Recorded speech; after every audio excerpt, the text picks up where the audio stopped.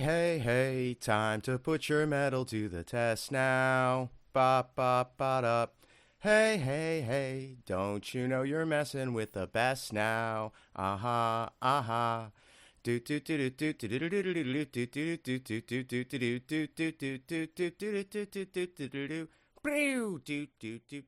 I've upset myself with one of my own thoughts again.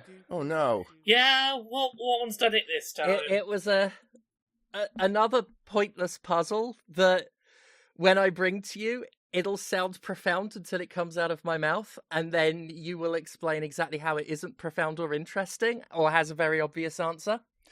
But earlier today, I was watching Beatdown because I'd never actually sat and paid attention to it. And the Prince music video for Beatdown from the Batman motion picture soundtrack, 1989. Mm-hmm. Yeah, okay. Yeah, I know you're familiar with it because I've heard your impression of Prince singing Party Man. I'm a big fan. One of the best albums for a film, I think, ever made. Yeah. Prince is one of those artists that, like, I don't know if you have them where it's like, you know you like them, and you just never get around to paying attention. Yeah. And, like, actually listening. Earlier today, I was just like, you know what? I'm going to just watch some Prince on the YouTubes. Throw up some videos. Yeah. I'd heard stuff before, but I'd never actually sat and paid attention. So I watched a bunch of music videos. He was very talented, wasn't he? Yes, he was. A very talented gentleman. There's a reason he was a bit famous, that one. Yeah. He does make some of the exact same noises I make during sex, which is unusual to have that reflected back. But just magnificent. Like, I know I'm preaching to the choir and saying obvious things, but, like, I've never actually just been like, I'm going to sit here and appreciate Prince. I'll say this, for anyone who's never, like, sat down and tried to properly appreciate Prince, what should be the clue that he's probably pretty talented and maybe worth giving a listen is the fact that he was able to get away with changing his name to a symbol rather than a name, and that was a thing that people kind of went with.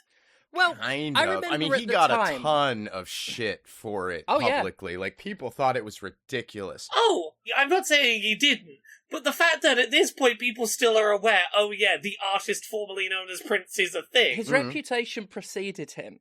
That's what I knew about him at first. That wasn't enough for it to be like, and he doesn't get a career anymore because he's crazy. But the media did portray that as, oh, he's mad and all of that. And then, you know, you get older and you read a little more into it and you're like, actually... Like, fair point. It's the same, like, you know, I hate the Ultimate Warrior as a person, but I've said before I'm fascinated by him as a bloke. And he changed his name legally to Warrior, and again, it was the same thing. Oh, he's off his rocker. But it meant Vince McMahon couldn't own the name. Right. So it's like, there is things there. It's like Miley Cyrus. I am not a Miley Cyrus fan by any stretch of the... No, is it? It's not Miley Cyrus. It's, what's her name? The really popular one who got married. Swift. Taylor Swift. Yeah. See, that's how not in touch I am. I can't keep track of Miley Cyrus and Taylor Swift. That could get me shot in some places. But Taylor Swift, you know, re-recorded all of her stuff as Taylor's version to get out of her terrible record, you know, distribution arrangement. And I get it. It sounds insane, but it's a savvy business move. Absolutely. Right? It's not some, oh, I'm so full of myself deal. We fuck artists. Absolutely. And it's a shame when it's an artist that fucks, which Prince undeniably does. I was so... Well, you know, that's the other brilliant, amazing dichotomy of Prince, is that, like, half of his songs are just the dirtiest, filthiest shit you can imagine. And the other half is, by the way, you should find Christ. Yeah. Yeah. I did ruin it for myself. I forget which one it was. You Too Good or something. But I did ruin it for myself because he was being, like, super sexy and awesome. And then, about 2/3 into the video, I just thought at some point in Prince's life, he has done the eggiest fart he's ever done. And that just punctures it. Then I'm just thinking, you know, maybe he did it then. Maybe he did it maybe he got it out the way, but at some point he did the eggiest fart. And he probably thought to himself, oh, that whiffs of egg. Oh, He probably did. Oh, before we do the video games, I got to tell you, I'm still getting emails about spiritual stuff from my devoted angelic guide Pearl. Continues to be telling me things about my spiritual life. Today's email: the angels want you to know that you are protected, not from every uncomfortable experience, but from being destroyed by any of them. You are guided away from any situation that would harm you. You're surrounded by spiritual forces that will work on your behalf. If you trust in this protection, you can relax. You can take risks. No risk can defeat you because you are protected by the angels. Nice. So I'm going to go like bungee jumping without a rope today. That seems pretty chill. The angels have got me, apparently. I'm excited for you. Yeah. I'm glad to know I've got the angels. Just quickly, I didn't actually get to my thought that I had while watching. I'm sorry I interrupted. Oh no, it's fine. Your it's fine. I was like, we'll circle back before we get to the grim business of the day. So I was watching Batdance. I mean, the first thought I had was, why is he doing this? Does he want to hurt Batman? The second thought I had, which is the really pertinent one that's kept me thinking, was if someone offered me if someone offered my legs the proportional strength of a bee's legs, I would take the deal. But I would be really concerned. Wait, how did you get there? What? How did you get to... How did you get to the proportions of bees' legs? Well, I was thinking to myself, right? We don't know, on average per capita. I'm sure experts in the field would. But we don't know how strong a bee's legs are. Undoubtedly, one leg apiece weaker than the whole bee. You would assume. But then that throws open the other question. I've been offered the proportional strength of a bee's legs. Not one individual leg. Does that mean I get all 6 to my 2? Do I then get the proportional strength of 6 bees' legs? Or is it just a leg for a leg? I'm gonna repeat Conrad's question. How did we get here? Right, so do I remember the Batman the Batman Prince song so poorly that I don't see the connection to bees' legs? I think we're a bit of an impasse where you're not quite seeing the connecting thread. So, yeah, and I would love it if you would show us the connection. Absolutely, absolutely. I was watching Batdance by Prince. Mm-hmm. Yeah. Somehow I was thinking about bees' legs, and I have no idea what the transitory point was. Which brings me to my final question of the day. How do you think I got there? Because I don't know. Well, it's probably because you were thinking how Prince is the bee's knees. There we are. I was simply going to suggest it was the ADHD that did it. Oh, well, okay, that could also be a culprit. Welcome to Podquisition. Hello. We got video games here, probably. Yeah. Who's played some of them? I've played a couple. Yeah, I played a couple. I'm mostly reiterating last week's points, though, I think.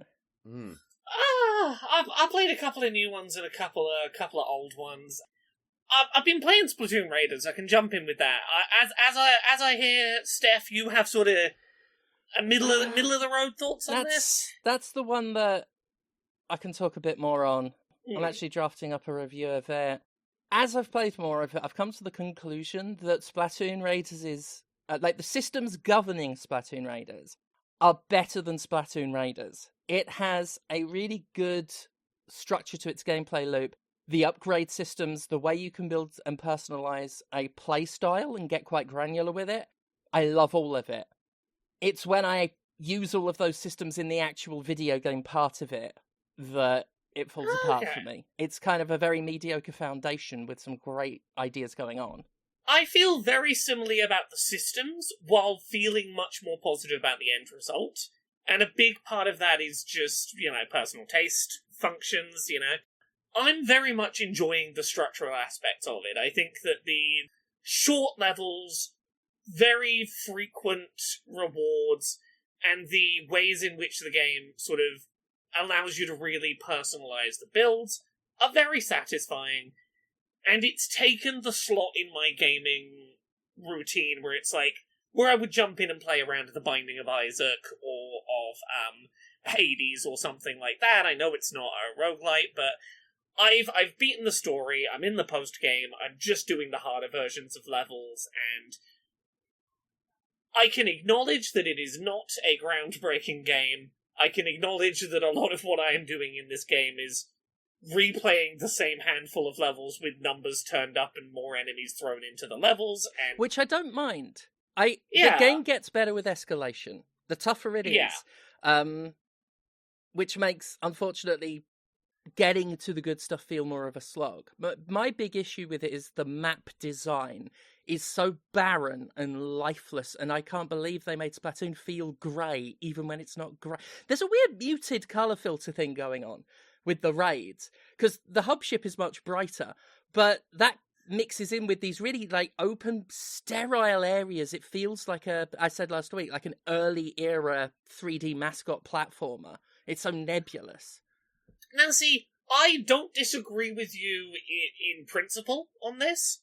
For me, my take is I kind of appreciate that the stuff that is not currently paint that I need to be worrying about isn't a big bright colour that I could mistake for paint. I appreciate that I only have to pay attention to...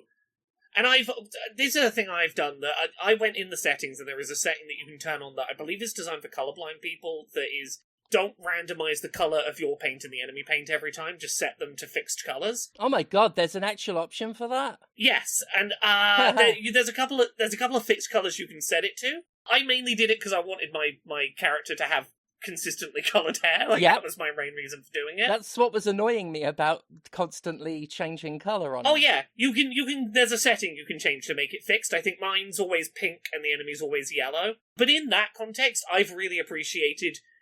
You're not wrong that the levels are kind of drab and lacking in colour, but I appreciate I only have to pay attention to pink is where I need to be, yellow's where I need to stay away from. And there's not other bright colours distracting me from those two things. I think my issue there, though, is it's not just the environments that feel muted. It is like a greyish filter goes over. Like, even the paint is less vibrant than it is between missions. And I don't get why it's that drab, because even the colourful stuff looks drab when it's in an actual raid. It's not a thing that's bothered me. I can't say that I've noticed the paint feeling drab. I can acknowledge that, it is not breaking new ground in any regards, but that core loop is really getting its hooks in me. The levels are the perfect length for if I've got 5 minutes or half an hour, there is an amount of this game I can play that will be satisfying. I've been having a lot of fun with it as my I don't feel like committing to anything big right now video game. It has been quite satisfying. Cool. Yeah. Yeah, I was looking forward to this one. It's not a terrible game at all. The loop and the various systems for upgrades and play style, like the fact you can slip into some distinct play styles and really tweak that. I love all that. I would love to see some of the tank system and the gadget system in some form move over to the main Splatoon series. If the next multiplayer Splatoon were to have the gadget system, I think it would be really interesting. Yeah, I mean, it was pretty much the big contribution to the series that this game makes. And the fact that it is almost good enough to support gameplay that I don't find all that great. That says a lot about how good it is, that I'm not loving the actual combat and, going into the raids, but I do quite like what I get to do between it. Yeah. What about you, Conrad? What have you been playing this week? So I know I said that I was done with Survivor's likes. Yeah. And that remains mostly true, but I saw a little while ago Beatdown City Survivors came out. That's the Sean Alexander Allen New Challenger world. It's a Survivors game set in that. And I thought I should at least check that out. And it is really good. I'm pretty impressed. It uses a lot of the same visuals from Beatdown, and it has a vibe to it. But you are moving around city environments, which it's a lot of corridors. The first stage is Times Square, and it's a lot of block by block. You have a little mini map that will help you to locate both survivors in the area that are under assault from zombies and so forth, and then little food trucks where you can buy upgrades from collected money and tokens that you get from defeating elite enemies.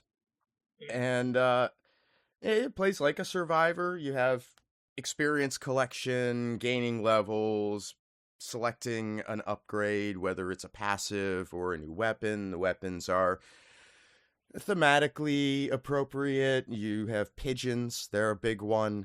There's plastic chairs and wooden 2x4s and knives and just sort of basic city type stuff that upgrade into other things. The plastic chair becomes a steel chair, that sort of stuff.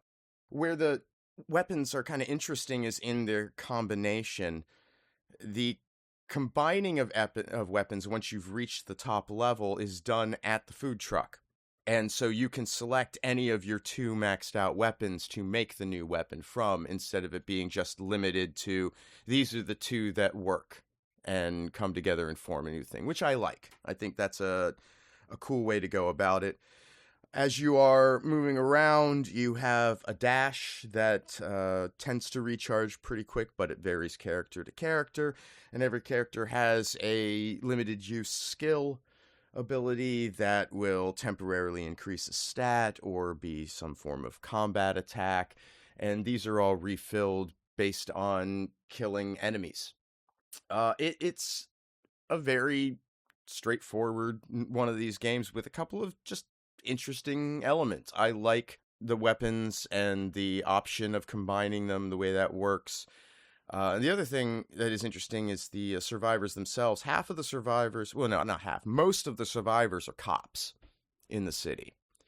And the cops will shoot at you just as readily as they'll shoot at zombies.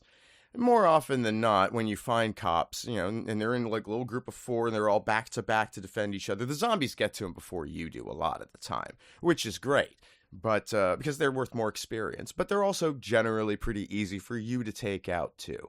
And that's nice. It's nice that the cops are indiscriminate and therefore must be eliminated immediately. That's fun. But the other times, occasionally, you'll come across an actual survivor, one of the playable characters, and you have to stay within an area surrounding them for 15 seconds, defending them until they're rescued, at which point they will continue to follow you around during the level, providing support both in the use of their skill and generally just doing attacks on enemies. And that's cool. The way to unlock them is often to get them to the food truck and pay the food truck dude to drive them out of there.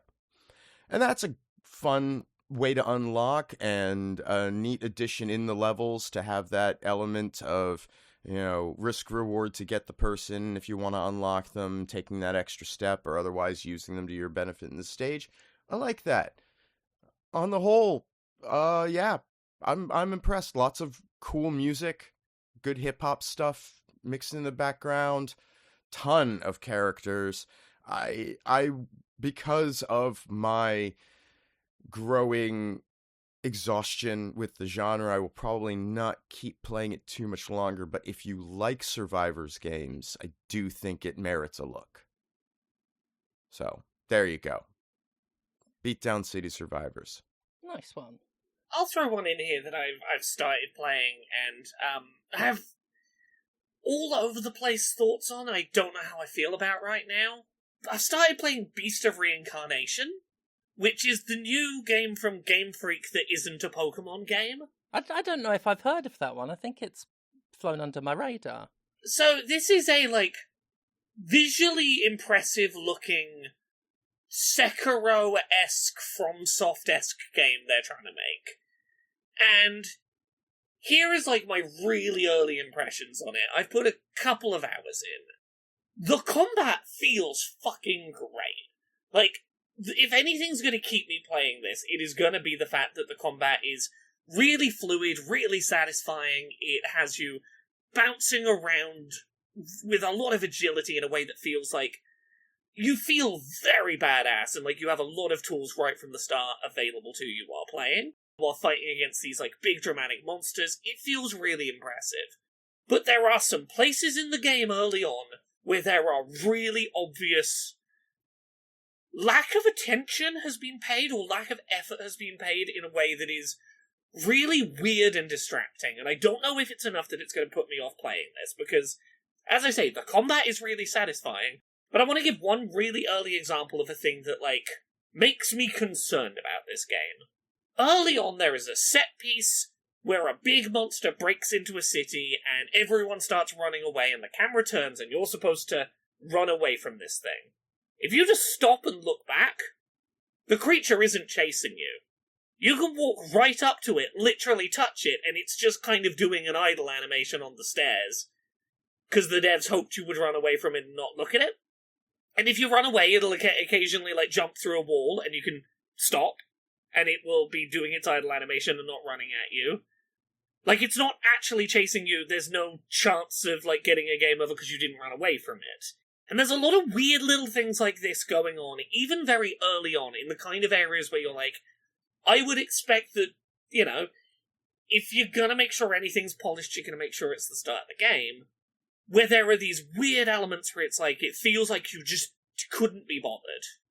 And it's so strange to see these moments of really low effort design, or really just, like, obvious corner cutting, in amongst some of the most satisfying action combat I've played in a while. And I don't know what to make of it. It's very strange playing this in the context of knowing this is made by Game Freak, because it really does feel like it brings into relief some of the critiques people have had of the Pokemon games for a while. In that this is something that is trying to be much more sort of big AAA visual spectacle in its presentation, and it's still cutting corners in ways that feel very not necessarily surprising when you think about the fact it's Game Freak. I like the idea of the characters they're setting up, I like the combat system, but I feel concerned at how many corners are being cut as early as they are. Yeah. I've really not put a lot of time into it yet.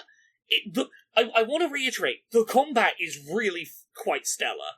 Much the way that you've just been talking about Splatoon Raiders, Steph, where, like, a game that, like, you're not sure is really very good, but one system is solid enough that maybe it will keep you playing. Yeah.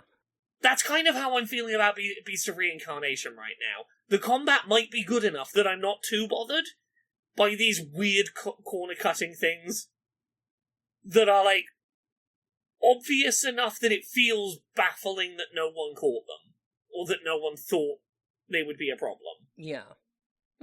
Yeah, I don't know what else to make of it right now. I'll come back to it next week. Yeah, I think I need to check this out myself. I think it's worth checking out, if for nothing else other than it's one of the mechanically best bad games I've played in a while.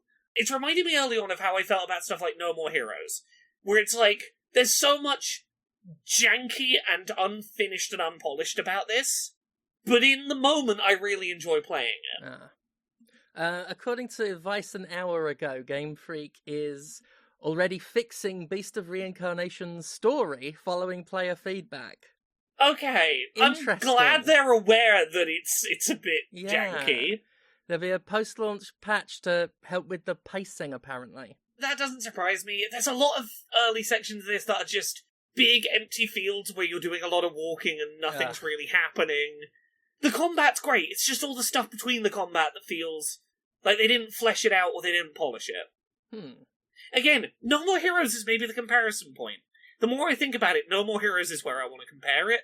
There's a lot of sections that are just big, empty, open world that is just standing between you and the combat that is the appeal of the game. Right. There's a lot of stuff in between combat that just feels mechanically janky or not finished, but when you get into the combat, it feels really fun. Yeah. I'm super curious.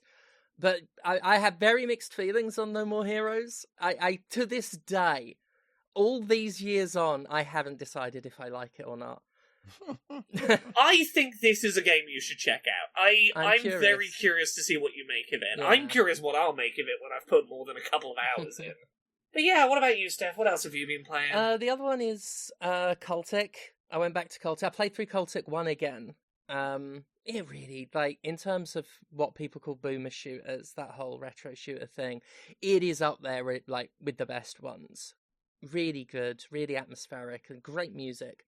And then I restarted Cultic 2, which I said, last time I played it, I was like, it feels really difficult. And bleh. Playing through 1 reacclimated me to how the game plays and feels. I also played the Interlude Chapter, which I didn't get around to doing, which is just a little interim thing before Chapter 2 came out. Yeah, it's a great game. Now that 1 is already a good game length feeling game, and Chapter 2 is meant to be even bigger. So it's a heck of a lot of game for what I think is like $15. Just good. Anyone that likes retro shooters, that is one so worth checking out. I don't have much more to say about it, because, you know, it is a retro shooter, albeit a very high quality one. Yeah, I recommend it for anyone that sort of likes that kind of thing. And that's about it. It's just very good. Nice. What about you, Conrad? You been playing anything else? I have been playing... I put off talking about this because I was waiting for you, Laura, because I knew you would appreciate this. Ooh. I've been back on my porn game shit. Ooh, what you been playing? Tell me about it. Playing Train 45. You know, Exit 8, Platform, whatever number that one was that also Platform 8? Yeah. This is that, but porn. Uh-huh. Through a series of happenstance events, you wind up trapped on a train that never stops, run by a demon with 2 women who are trapped on the train with you. And your goal is to explore the train to find a way off of it. And as you are exploring, you have to find anomalies in the environment. Basically, you're presented with a train car that you're in, which is about 3 screen lengths or so.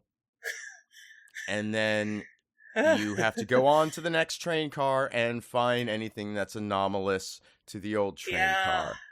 I'm looking at some screenshots of this. There's 2 screenshots that I've seen over on GOG. Mm-hmm. The first screenshot is 2 women stood on a train and like a ghostly silhouette of a person. Mm-hmm. The next screenshot is that ghostly silhouette being fucked by 2 women, and also a lot of naked women in a passing train on the other side, sticking their boobs up against a window. Yeah, well, that is one of the other train cars. So some train cars, you know, the normal ones, you pass through, you try to find something in the environment that looks different or out of place. And some of them are very simple, like there is a bra hanging from the handhold above at one point. And sometimes they're very subtle or even temporary, you know, like an eye that is moving around underneath the seats to look up at skirts.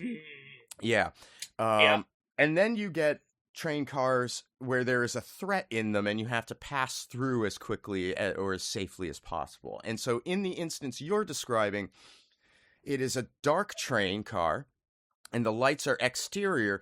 And every time you pass a lighted section, you see that there are these succubi plastered tits against the windows.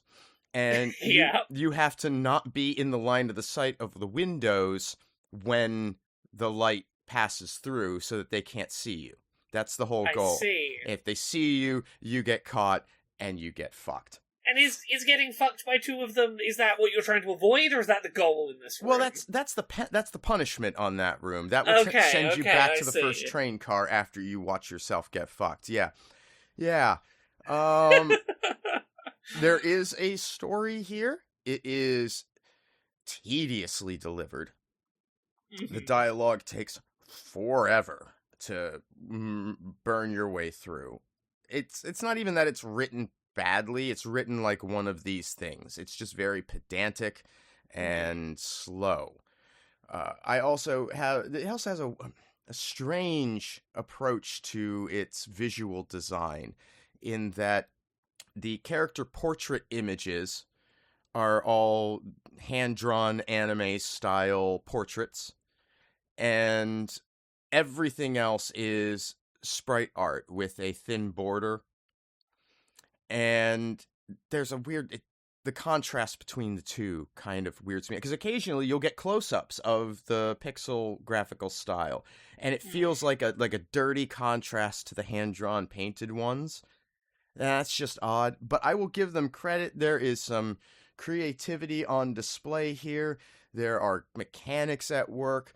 There's a cute little owl who collects trinkets and imbues them with magic, and you can buy them with lust tickets, which you earn by passing through stages with characters, and as you do so, you'll get horny, and then at points in between, back in the first train car, you can replay some of the sex sequences to gain the lust tickets that have been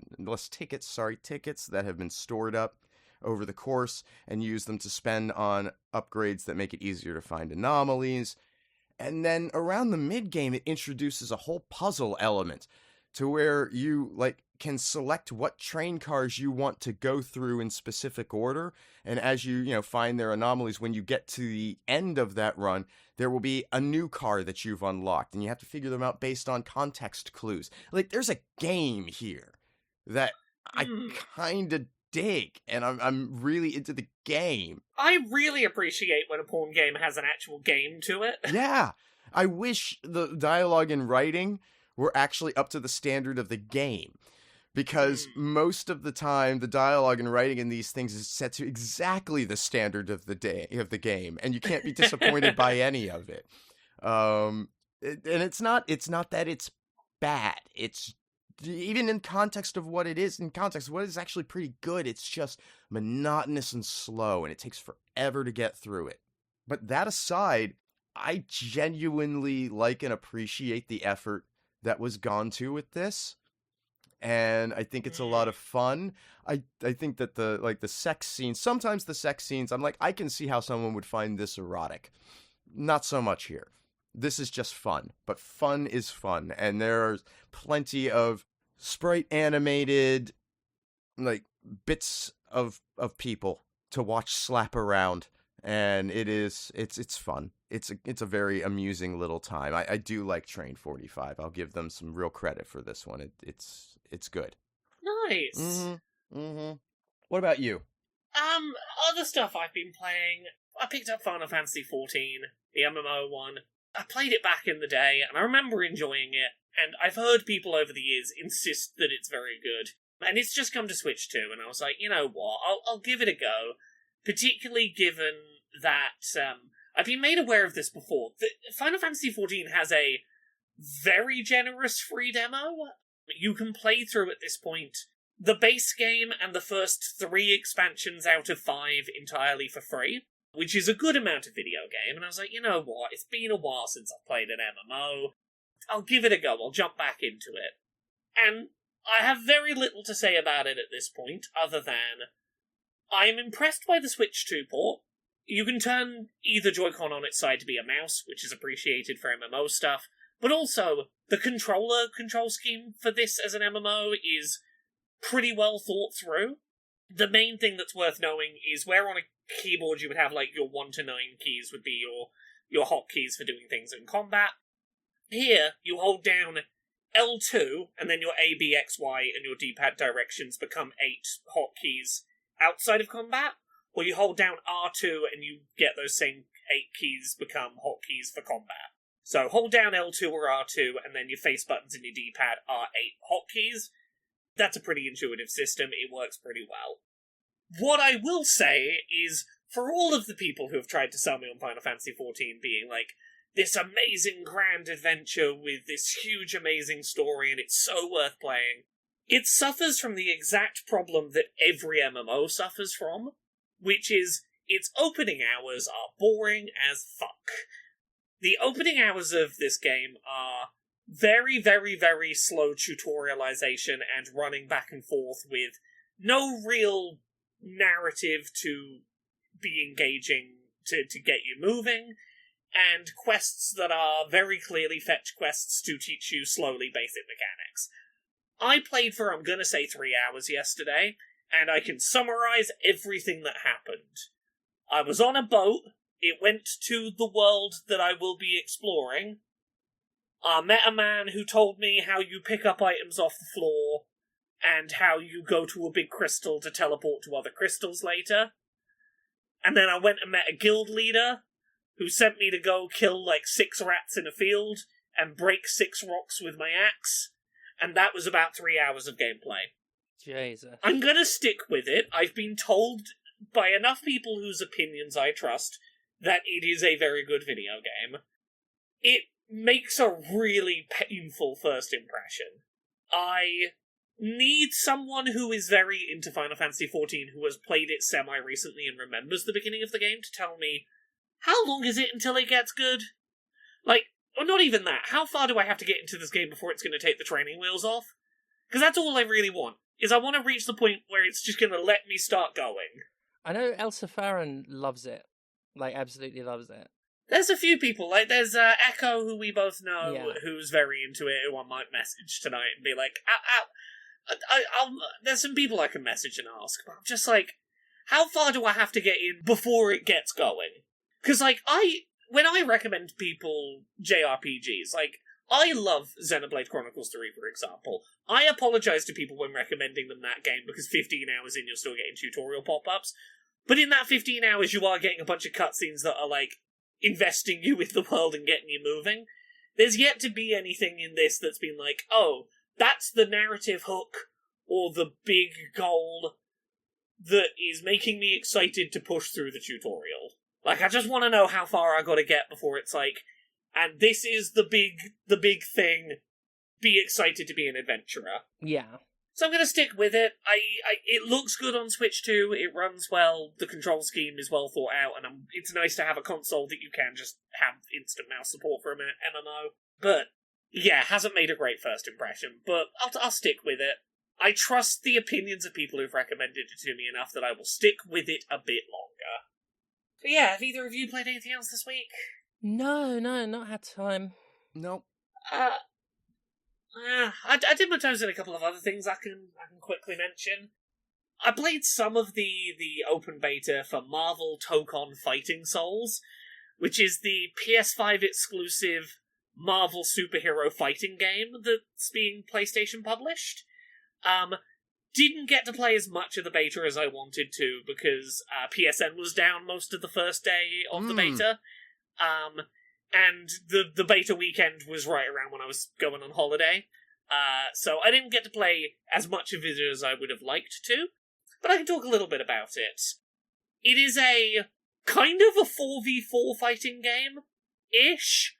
It's one that doesn't punish you for playing it as a 1v1 fighting game. If you just want to play it as a 1v1, you can use your other 3 characters essentially as tag assists, or you can manually switch between characters.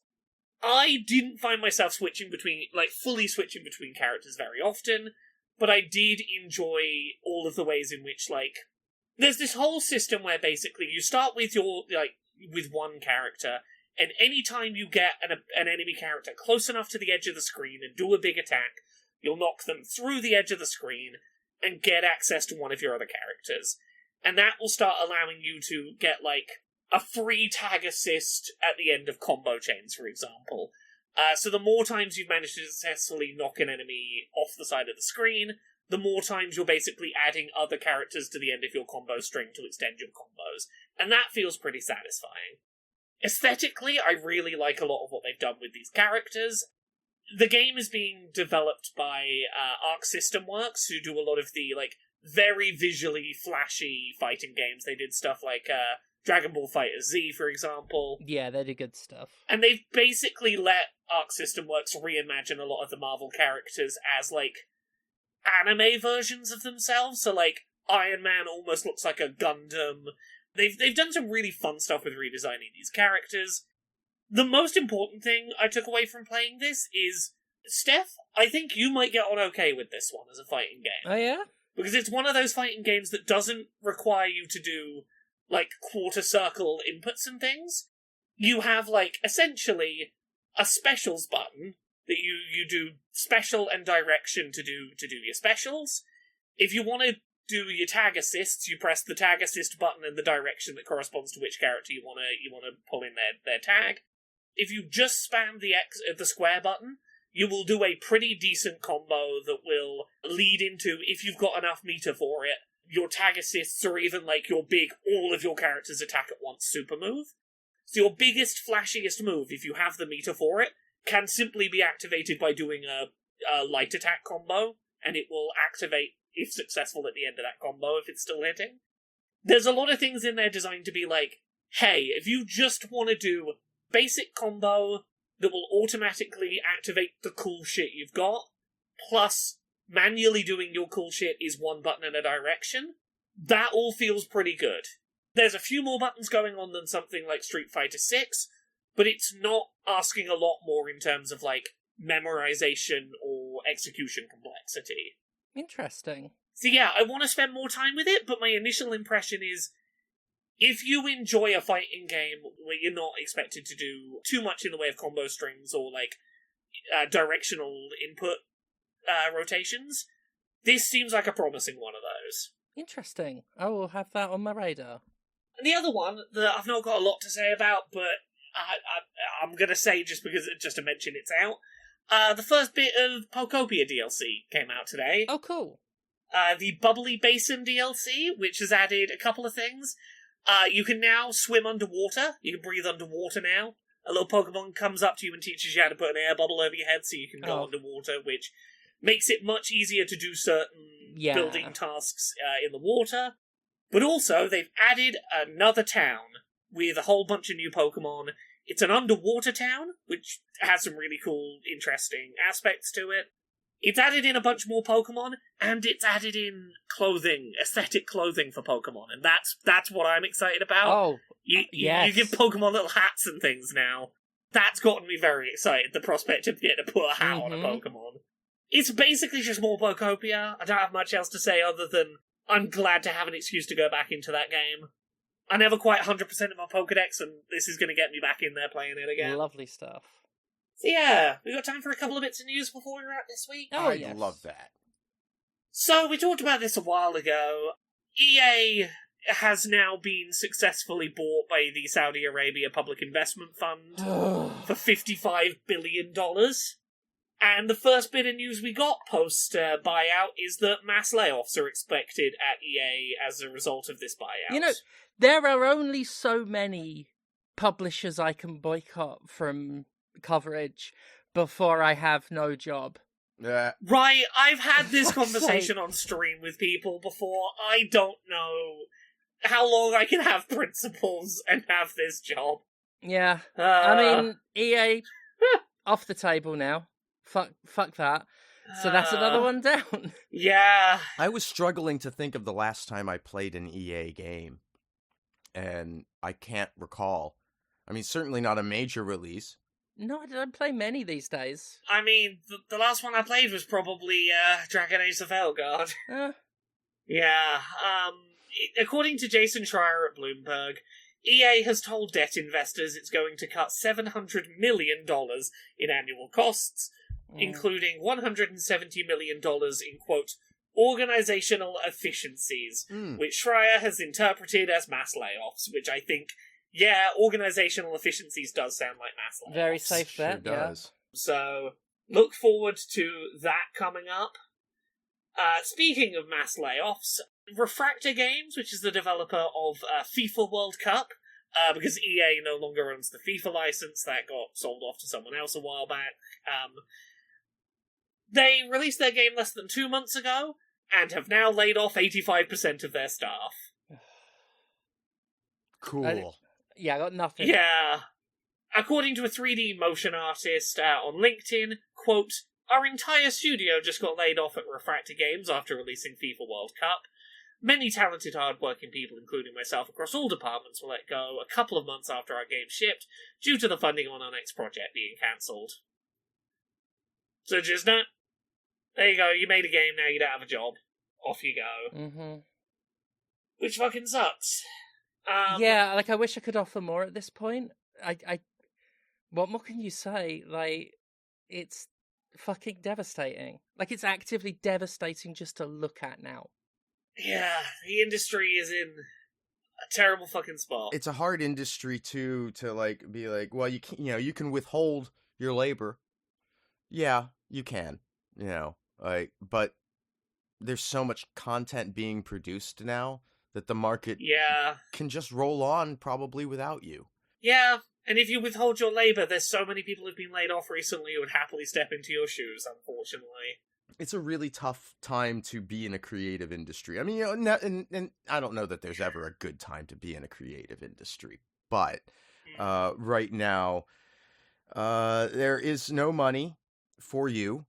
The only interest the capital class has in a consumer economy anymore is the luxury arm, because they're the only ones who still have money.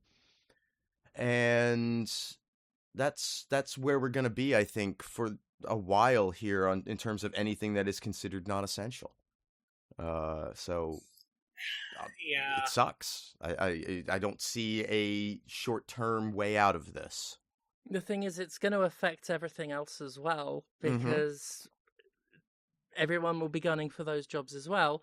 And then, hooray, capitalism has further devalued the concept of labour. Yep. Yeah. So we had the news a while ago that PlayStation's looking to get rid of physical discs, starting at the beginning of 2028. And since then, we've had a bunch of people trying to protest the decision. We've had boycotts going on. We've had petitions. We've had all sorts of noise being made trying to get PlayStation to, at the very least, acknowledge there is a large number of people who are upset about this decision. You've seen comments popping up on, like, any time PlayStation posts a trailer on YouTube, all of the comments are like, keep doing discs. They were asked about it in an investor call, and PlayStation, as a result, have now made a statement about it, acknowledging all of the fan requests for them to keep making discs. And I'm gonna summarize the investor call comment that was made. It basically boils down to, yes, we've heard all the fans that are asking us to still make discs, but statistically no one wants discs, so we're not gonna make discs. We're gonna continue with not making discs, and no amount of telling us to make discs is gonna change our mind. The thing is, they have a point. They're not wrong on a fundamental level. That, it's like single-digit percentage of game sales are the physical versions. It's a fact. That's not the point. That's not why people are upset.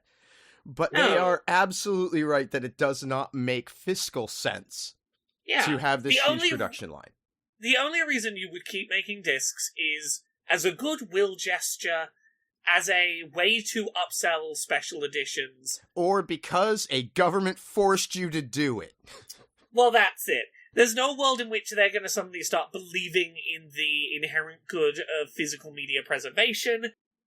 Realistically, it's, can we make enough money off of a small number of people to justify doing it, or will we get forced by a government to do it? Bear in mind, they didn't tell the fans this. They didn't answer the fans' concerns about this. No. They told investors that they have heard the fans' concerns about this. Because that's how little they care. Well, yeah, it was like I said at the beginning of this all starting a few weeks back, like, this is so different from the industry I knew 10 years ago, where there would be a public-facing response to this, but now we don't matter. I mean, we never did to them, but it's now mask off, you don't matter. The investors will hear about your concerns. Yep. Yeah. It does piss me off a little bit to say that they're not wrong. No. The things they are saying are technically correct. Yeah. And I don't have to like what they're saying, but... Yeah. And I mean, I guess I can't be too mad about it either. I have become accustomed over the decades to accepting that I am absolutely the minority when it comes to a consumer in video games. Yeah. I just am. And even still, I don't buy a lot of physical editions. Every once in a great while when it's something, but it's just not something I do. Now, granted, I don't have hardware either that, stuff is being produced for, but... I thought about this recently. I was like, when were the last times I bought physical games? And really, there's only 3 use cases.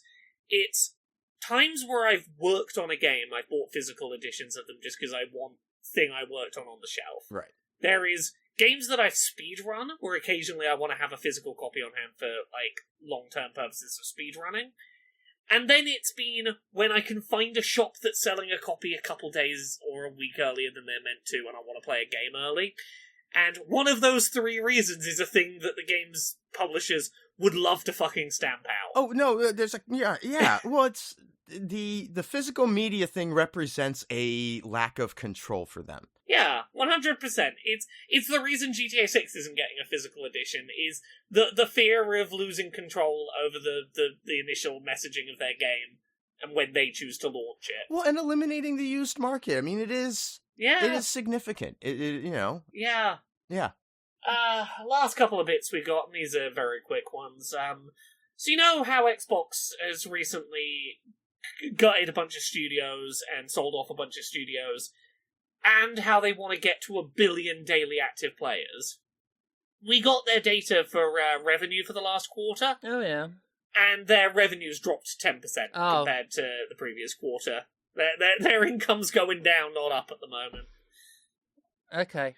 I mean, obviously the answer to that is we should probably pay the executives more, because then they'll have better ideas, right? Yeah. That's how we're going to play this.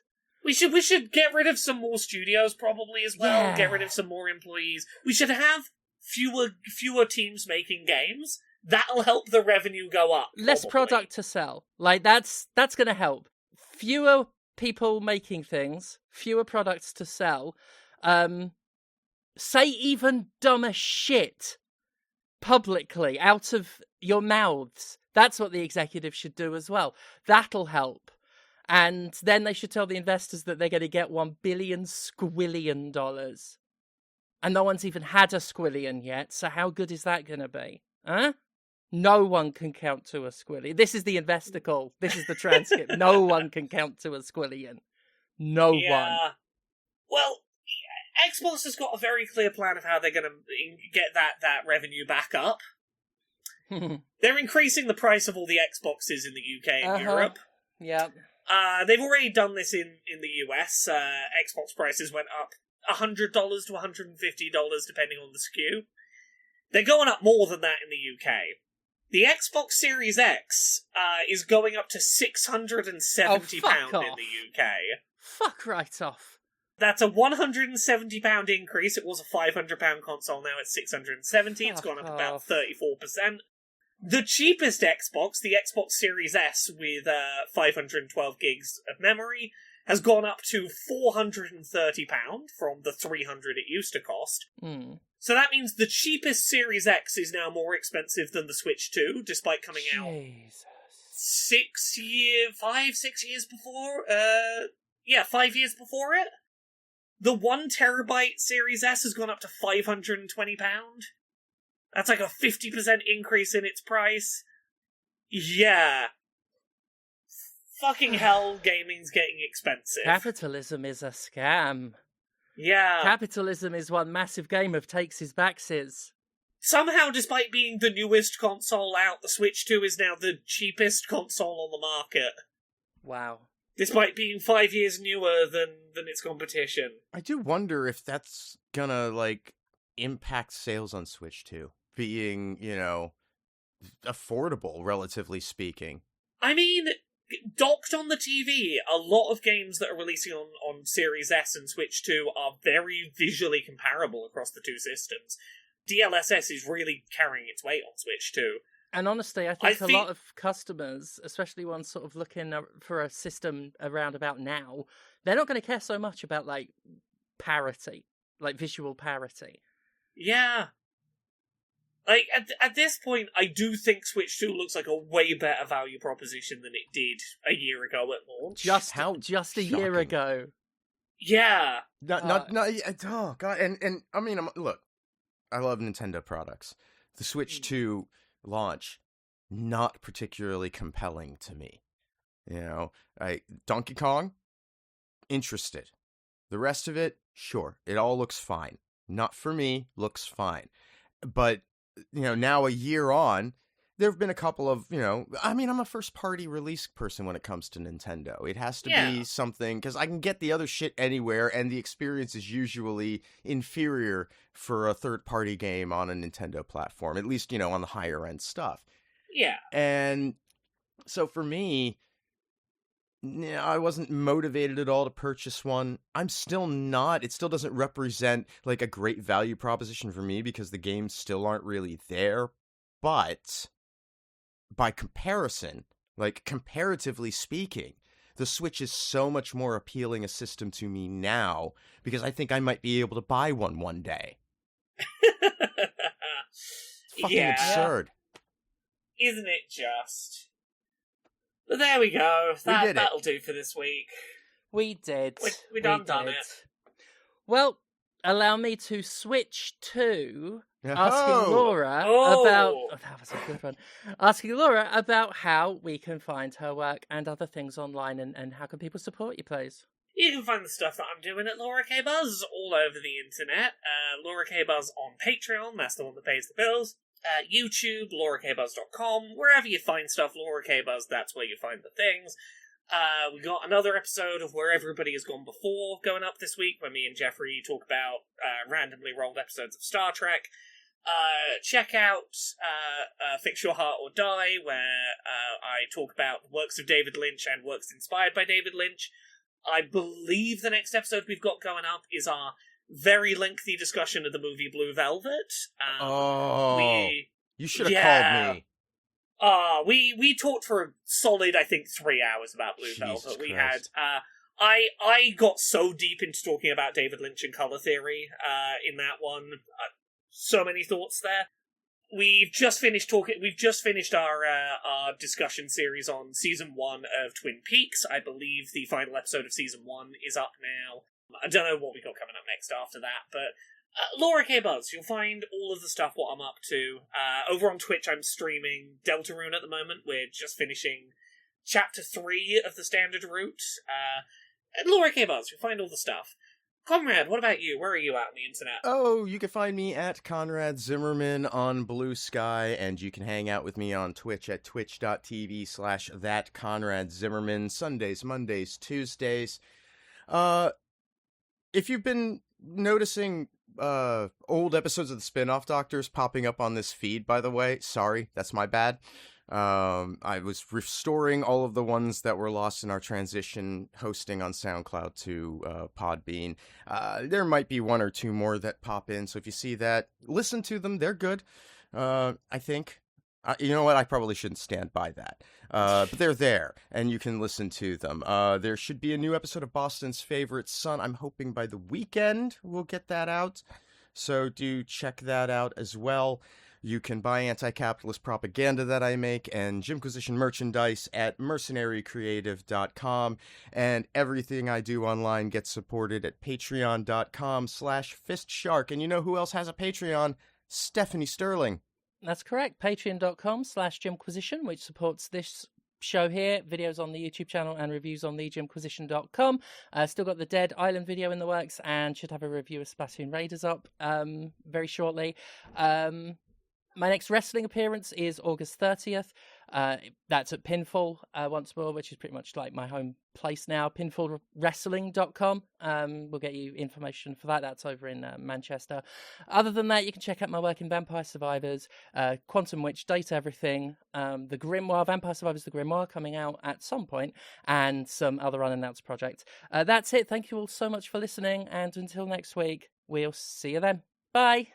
Bye. Bye.